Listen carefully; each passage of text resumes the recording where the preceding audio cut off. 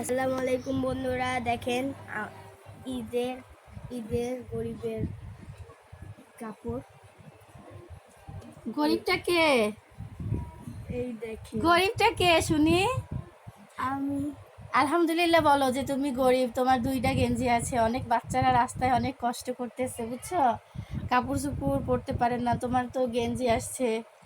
তার তোমার যে আরেকটা বোন আছে, ছোট বোন, ও কি বড় লোক? ও কি বড় লোক? ওর একটু ডাক দাও। এই টাইমে এখানে আসো, এই আসো বড় লোক, আসো বড় আসো। লোক এখানে আসো। এই দেখেন আমার এই গেঞ্জিটা দেখেন, আর এই গেঞ্জিটা দেখেন। আমার নতুন জামা আমি ঈদের পরে পরবো। ও ঈদে ঘরে পরবা? ও ঘরে পরার জন্য এই যে ফিতাওয়ালা গেঞ্জিগুলো, এগুলোই পারফেক্ট আমার কাছে। কারণ তোমার যে জামা আমি বানাই দিছি ওগুলো অনেক গর্জিয়াস, বুঝছো? এর জন্য এগুলোই একদম ঠিক আছে।